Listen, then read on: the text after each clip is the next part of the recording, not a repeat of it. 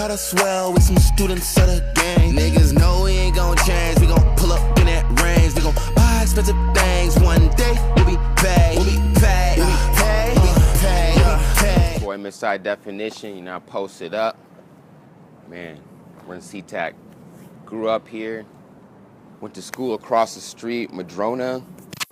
A lot of memories come from this area, very nostalgic. I just remember back in the day just running around, back in the day before social media and all that. You just had every complex, every building here had kids from every race, every background, whatever, and we're all just like playing baseball or just playing with cards or just like video games and whatnot. It was just a really cool time. So this is before the music. This is before I was even really influenced to make music or even be involved in it.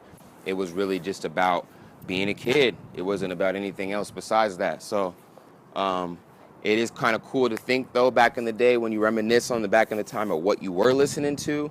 And I do realize what I was being influenced by. So at this time, it was like, what, 2001, 2002. I was definitely kind of hearing about G-Unit and stuff, so that's when I started seeing some like videos and stuff on MTV and stuff, and I'm like, oh, this is kind of cool, but only hearing the clean songs. I've never really, at this point, really heard too much explicit songs like that, so I heard it was on the radio. It wasn't until a couple years later, even maybe a couple months later, I used to kind of go to the store and check out the albums, maybe pocket a couple of the joints. I had to do it. I was a kid sometimes, you know, but yeah, let's take a walk down here because this is actually, I haven't been back here since I was a kid, so it's really interesting to come back as an adult driving here when it's always been a passenger seat for me. So, you know, when we rolling around, I'm just like, damn, man, I remember all this shit, but it's like I never really noticed it because I was so young.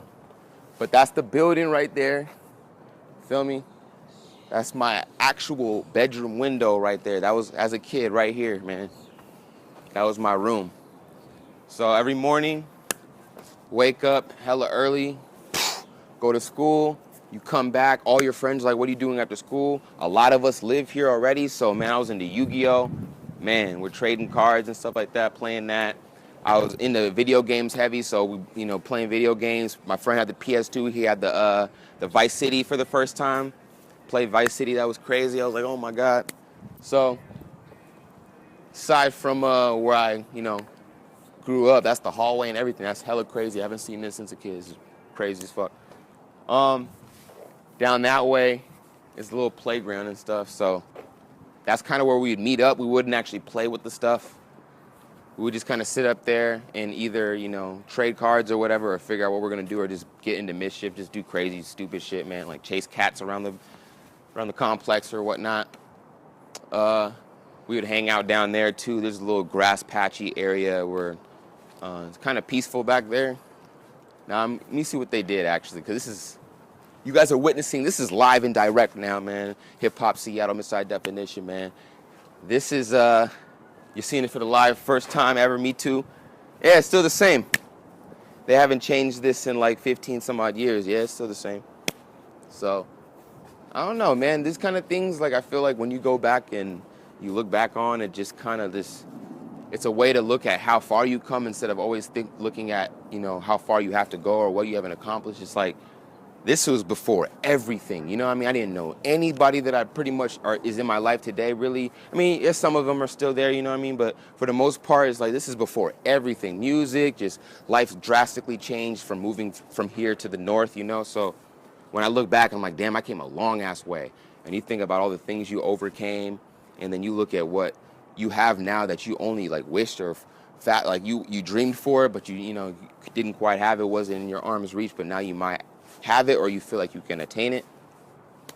Coming from these places like this, bro, we were kind of broken, you know, just trying to make ends meet, to now, like, we're still not like rich or anything. We're still not even like where we need to be, but we're getting by and we're not as stressed out, or we're just not in the same mental space as before. So yeah, I come back places like this, makes you humble, makes you just appreciate life more, and pushes you to go harder. And it's really sunny, that's why I got the glasses on, but this is a real personal area, bro. Like, this is one of those things that when you hear rappers talk about where they come from and all that, and they really mean it, this is what they're talking about. This feeling that you get when you're here, it just feels good, bro. Like, you know? So, posted up, Miss High Definition, contrary to popular belief, the album is out right now. You know, you can check that shit out. We got the podcast going crazy right now. But this is just one area, man, because I was up in Federal Way for a long time. And that's where my mom moved from Africa pretty much. When we actually ended up in the United States and whatnot, she was on the East Coast for a long time, but she migrated over to like the middle, like Chicago and all that, New Mexico, and from New Mexico, randomly we moved up here to Seattle. So that was real early in the 90s. So we started out in Federal Way and kind of moved up. So I moved from Federal Way, went to elementary school there, then went to Seatac, Des Moines area, did, you know, school there for a little bit. And then we moved all the way up north. And now we're in Shoreline and all that stuff and hanging out in Seattle and Capitol Hill. Kind of just moved from the south all the way up. I was in Tacoma for a while too, but that was very early on. I don't have too many memories of Tacoma like that, but shout out Tacoma. And yeah, man, these are the stomping grounds, bro. So they're always going to say, man, you're not from the town, you're not from this, but as a whole, a lot of the people, we've passed through all these areas. We know exactly what these areas are. We're from the area. You might not be living directly in Seattle, but you've been involved in Seattle. Like this, we're all together, man. It's all good. Like we all know what we're talking about. So when we out of state and we talking about just the grand scheme of things, nobody's gonna really know necessarily like, yo, yeah, so Seatac, Des Moines, they're gonna be like, they might be like, what? But you say Tacoma or you say Seattle or something like that, a big region, like it's cool. It doesn't need to mean that, you know, fuck every other city or whatnot. It's no division. We're all one. You feel me? Music and your come up and, you know, what means a lot to you. I feel like if you can express that shit, I'm sure there's somebody out there that relates to you in every single way. Like, damn, nigga, I know what the fuck you talking about, bro. I was raised the same way, or, you know, this creates a better conversation. Nobody wants to be the same. Let's be different, bro. Everybody has a different background and shit. So this isn't really much about music right now. It's really just about appreciating life and all that. And the sun is shining on us and we feeling like 100,000, man, 100K lifestyle backpacks and stuff like that. We got the Hip Hop Seattle shirts coming out soon. This month, actually, if you want them. And, man, that's the school down there. I mean, we can go and check that shit out if you want. If you guys want to check that shit out, yeah? Thumbs up, thumbs down? Let's go eat. I'm hungry. We're at the store right now, about to tap in. 100K lifestyle, Hip Hop Seattle.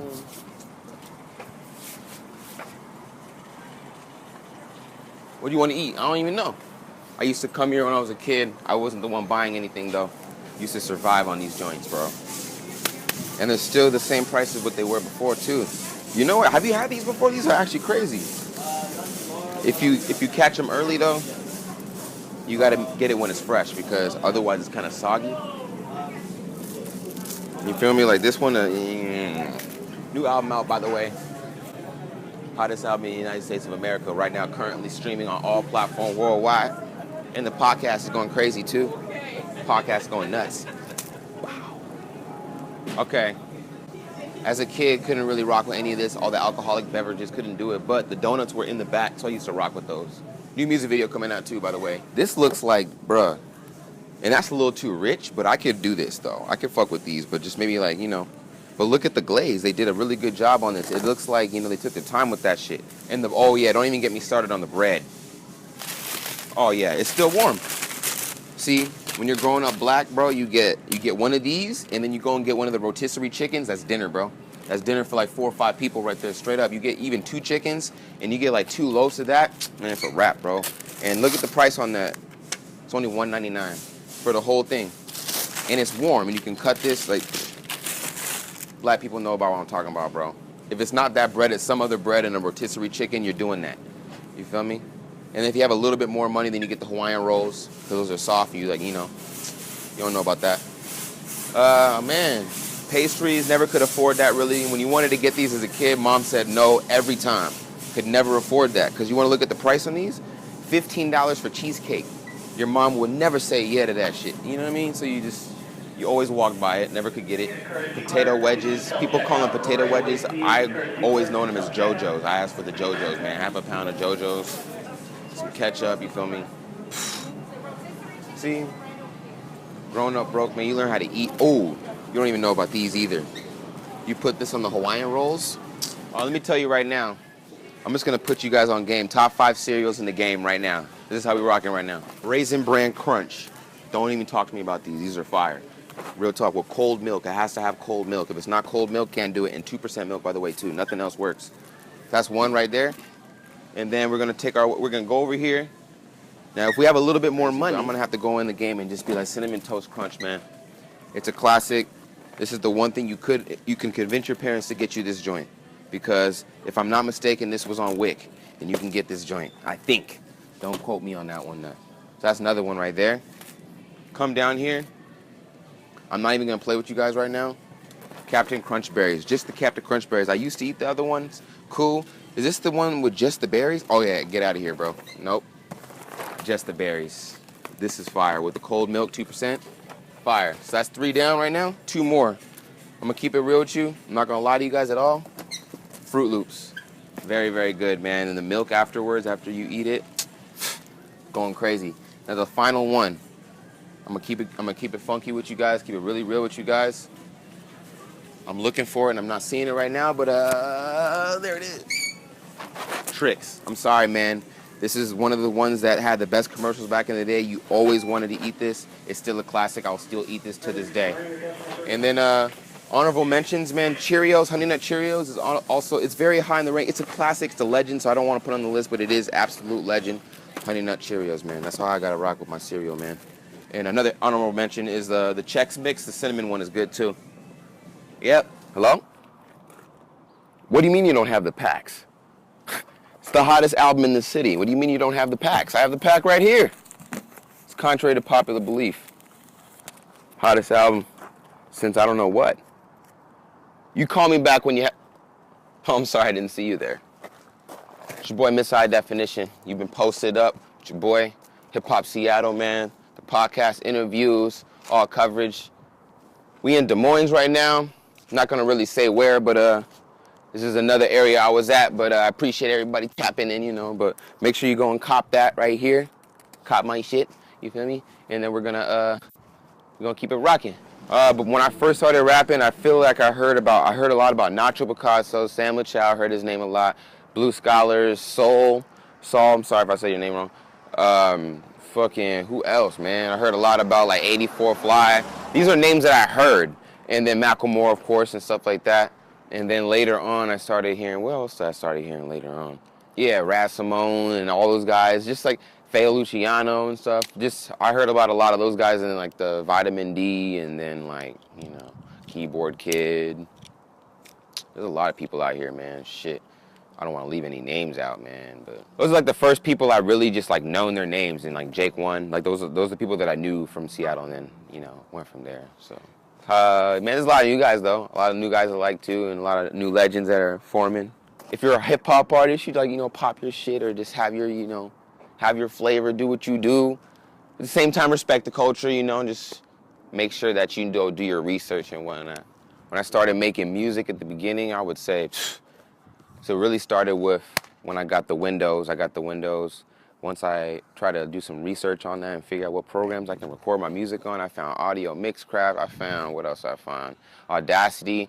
And those were pretty trash and very bare minimum. So it was really just taking a beat you found on YouTube or wherever, and you plug it in there, and you don't even know the BPM. You don't know none of that stuff. You don't know none of the aspects that, you don't know none of the engineering tips. You don't know nothing. So you're just going off of just your ear. So when you first start rapping, you don't really hear your voice and everything. So you just feel like, why doesn't my shit sound like Jay-Z or Eminem? It's like you don't realize that there's like, they go in there and really doctor that up and mix it and master it and make it sound the way it does. So anyways, moving forward, I was like, man, I gotta go get the MacBook, because they were like, the GarageBand is crazy, bro. Like, I was watching friends making full songs off of GarageBand, and it sounded hella better than the shit I was making. So I'm like, oh shit.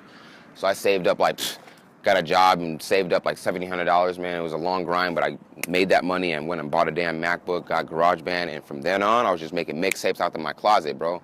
So you put up the towels on one side, towels on another side. You close both doors on the side. You have one little lamp, little light, and you have your laptop on the section right here. Boom, kind of elevate it a little bit, and then you got to get comfortable right there, and then you will just like write and do everything just right in there. And because you don't really want everybody to hear your shit, so you kind of just really in this closet just rapping kind of, you know? So I did that, made hella mixtapes like that. And then, you know, I moved and then got a bigger space, you know, whatever. So then I could just record into like a walk-in closet. So you're putting the fucking laptop on the top now. Now you're recording into that. And then from then on, bro, after you start doing your first like couple mixtapes, you're like, man, I kind of want to go to a more professional level, because I'm seeing people like, that's when like Macklemore, or not Macklemore, I'm sorry, but Mac Miller was coming out with his music videos and shit back in 2010, 2011. So I'm like, oh shit. And then Tyler the Creator came out and his visuals are crazy. So I'm like, man, I gotta fucking go to the real studios and I gotta do music videos and shit.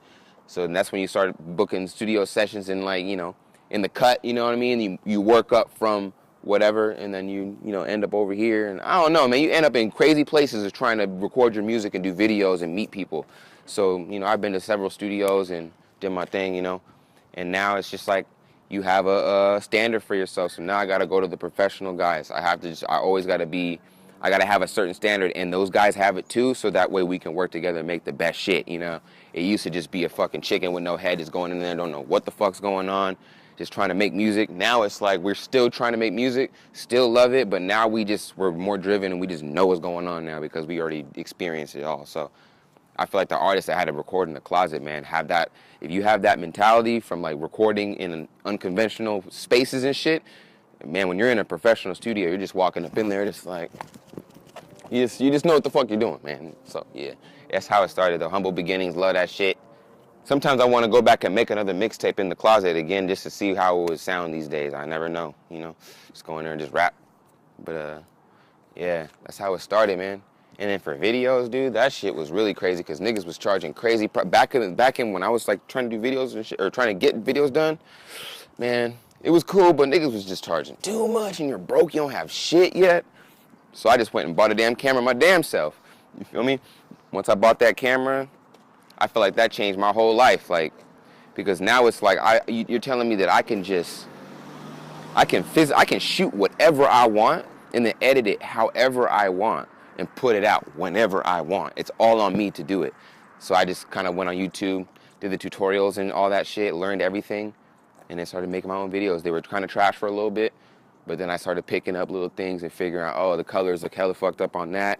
Don't like what I'm doing here. Oh, I'm doing no B-roll. Like, what's going on? I figured it all out just from watching hella videos, doing them myself, and now, you know, now we just be working with all the talented guys, you know what I mean? Whoever got the talent and shit, man, fuck it, let's work, you know what I mean? But it used to just be for a while because I had no money. I had to make the videos myself. So everything really started from just needing to do it and not having anybody to do it for me, so I just had to learn the shit, you know? So multifaceted, man, young black African man. I mean, there was a hella Mexican kids that used to live here, used to love them kids, man. We used to kick it and everything, man. This whole street back in the day before any social media shit, man. Bouncing balls, hula hooping, riding your bike down here, skating, running around, throwing rocks at shit, bro. We were doing all types of shit, man. Eating candy, blowing bubbles. You know, somebody got a dog. We're all playing with the dog, running after the dog. You know what I'm saying? All that shit used to be hella fun, man. And then you go all the way down, take a left, and go all the way down there, and then there was a school right there. So I guess twice in my life I actually lived in walking distance from school. As a kid, that's a vital shit. That shit makes you feel hella good. Like, yeah, man, what do you want to do after school? Oh, I got to get on the bus, man, and go home until I see you guys the next day. But then when you're like, yo, what are you doing after school? Oh, yeah, I don't know, man. Let's walk to my house and play some Game Boy DS. Or what was that? No, it was the Game Boy SP back then. Yeah. Let's play some Game Boy SP. Anyways, man, you've been posted up with your boy, Miss High Definition, live and direct. Tap in with your boy, man. All social media platforms, Henny 100K. Album on all platforms. Check me out, man. Hip Hop Seattle was good. Shout out Manson. Let's get it. No, we ain't gonna change. We gon' pull up in that range. We gon' buy expensive things. One day we'll be paid. We'll be paid. We'll be paid. We'll be paid. We'll be paid. Mama taught us well. We some students of the game. Niggas. And it sticks. Who you fucking with? That shit you claim. You don't even bang. What the fuck is this? The thing about that is it's just like you have to be a boss, but it's also like when you're a female and you're a boss, everyone calls you a bitch. Like, right. When you demand your respect for your time or for your music or for, you know, just anything, you're a bitch. And I'm just like, I'll take that. Because when it comes down to me wasting my time, I'm not only like, I'm not under management. You know what I'm saying? So everything that I've done from the time that I started to the time that I've been here, I've done on my own. Like, of course I have my big bro M. Dot that helped me a little bit, but it's really not, it's really me by myself. I'm paying for my studio sessions. I'm getting my graphic work done. I'm putting in the, paying for my beats. When I first started doing shows, I'm paying to get on shows. You know what I'm saying? And so I had to put myself in a position that I am now. So it's kind of like, I've got myself here. I'm not going to let anybody belittle what I've done or anybody disrespect what I've done. And if I have to be a bitch because of that, then that's just what it is.